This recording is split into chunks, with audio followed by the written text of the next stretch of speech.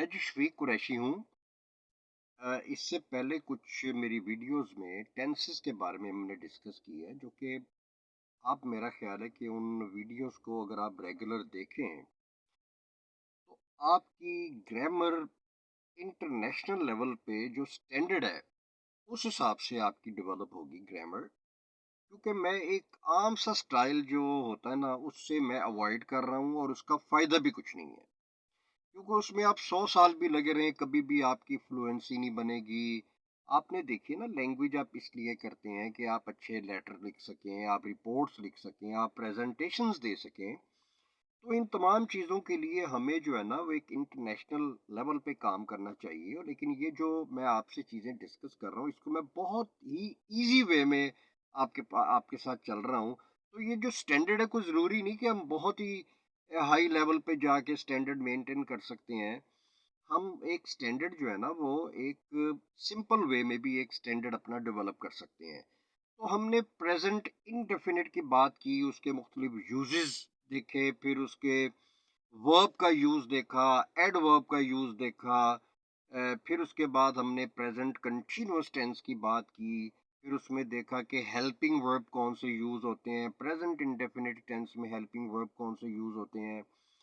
और फिर ये कि हमने प्रेजेंट कंटीन्यूअस टेंस में देखा कि प्रेजेंट पार्टिसिपल क्या होता है। फिर इसके अलावा हमने ये डिस्कस किया कि जो है ना वो is, am, are, helping verbs की, और फिर एडवर्ब का यूज देखा। अब मैं थोड़ी सी इंट्रोडक्शन आपको अगले टेंस की देता हूँ, जो कि डिटेल में हम बाद में करेंगे। और वो जो टेंस है जी, वो है प्रेजेंट परफेक्ट। देखिए जी, प्रेजेंट का मतलब होता है प्रेजेंट, और परफेक्ट मींस कंप्लीशन, यानी the action that has just been completed.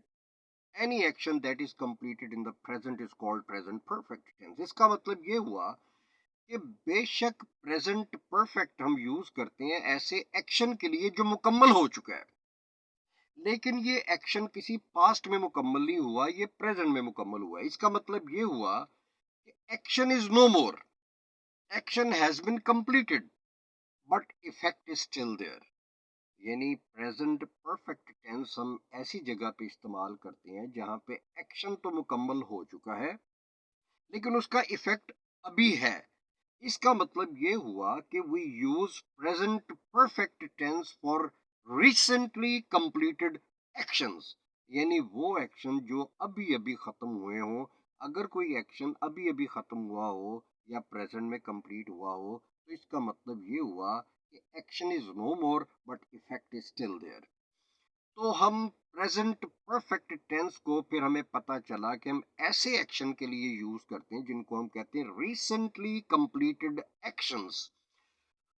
अब प्रेजेंट परफेक्ट टेंस में हम यूज करते हैं जी, एक तो हैव यूज कर सकते हैं और हैज।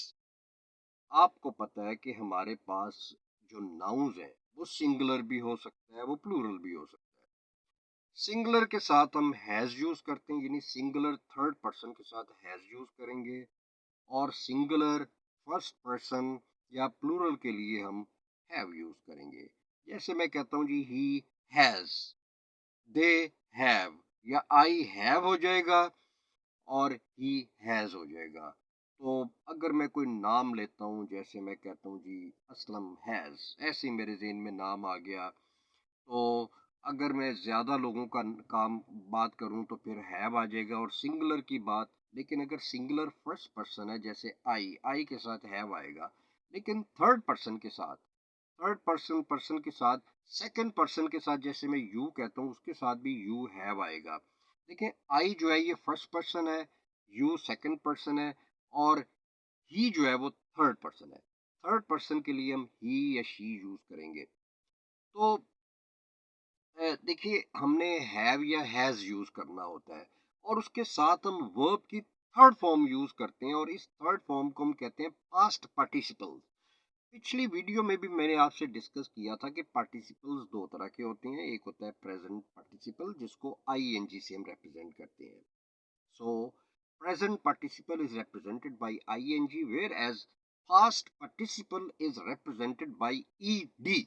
ईडी अब आप देखते हैं कि जो रेगुलर वर्ब्स होते हैं उनमें ईडी भी, हम वहां भी ईडी यूज करते हैं, लेकिन second form of the verb जो कि ईडी से खत्म हो वो और चीज है, और थर्ड फॉर्म जो होती है ना जिसको हम कहते हैं पास्ट पार्टिसिपल जहाँ पे यूज होता है, ये और चीज होती है। क्योंकि थर्ड फॉर्म जब भी यूज होगी उसके साथ हैव या हैज लाजमी आएगा। अब हम प्रेजेंट परफेक्ट की बात करें, जब हम इसमें पास्ट परफेक्ट भी शामिल कर लें तो फिर उसमें हैड आ जाएगा, हैड। तो प्रेजेंट की जब हम बात करते हैं तो इसमें हेल्पिंग वर्ब्स दो हैं, एक है हैव और एक है हैज, राइट। और इसके साथ हम वर्ब की थर्ड फॉर्म यूज करेंगे। थर्ड फॉर्म और सेकंड फॉर्म में फर्क होता है। सेकंड फॉर्म जो होती है दूसरी फॉर्म वर्ब की है, और थर्ड फॉर्म जो होती है उसको हम कहते हैं पास्ट पार्टिसिपल फॉर्म। और उसका जो है ना वो थर्ड फॉर्म होती है have, has plus third form of the verb. ये हमें जरूरत पड़ती है जी जब भी हम कोई प्रेजेंट परफेक्ट टेंस बनाएं। इसके अलावा हम सिंस और फॉर का इस्तेमाल करते हैं। देखिए, हम सिंस और फॉर ये दोनों प्रेपोजिशंस हैं। सिंस भी सिंस प्रेपोजिशन है और फॉर भी प्रेपोजिशन है। लेकिन जो सिंस है उसको हम यूज करते हैं for the time of start in the past, यानी वो टाइम जो कि स्टार्ट हुआ पास्ट में। जैसे मैं कहता हूँ जी कि 6 o'clock, तो मैं कहूँगा सिंस 6 o'clock। ओके। और अगर मैं कहता हूँ जी 2001, तो मैं कहूँगा since 2001, since January, since Monday. तो ये देखिए कि सिंस हम यूज करते हैं for the time of start in the past, जबकि फॉर ये भी प्रेपोजिशन है, इसको हम यूज करते हैं फॉर द टाइम बीइंग। जैसे मैं देखिए ना, अभी मैंने आपके सामने कहा कि मंडे ये टाइम ऑफ स्टार्ट हो गया, जनवरी टाइम ऑफ स्टार्ट हो गया, 2001 टाइम ऑफ स्टार्ट हो गया, 6 o'clock टाइम ऑफ स्टार्ट हो गया। लेकिन अगर मैं इसको टाइम पीरियड में कन्वर्ट कर दूं, फर्ज करें कि मैं बात करता हूँ जी 2 आवर्स की, तो ये फॉर 2 आवर्स हो जाएगा। और अगर मैं 10 years की बात करता हूँ तो फॉर 10 years हो जाएगा। अगर मैं 20 आवर्स की बात करता हूँ फॉर 20 आवर्स। और अगर मैं 6 months की बात करता हूँ तो फॉर 6 months, राइट। तो ये सिंस और फॉर में डिफरेंस है। तो अब हम आगे जो है ना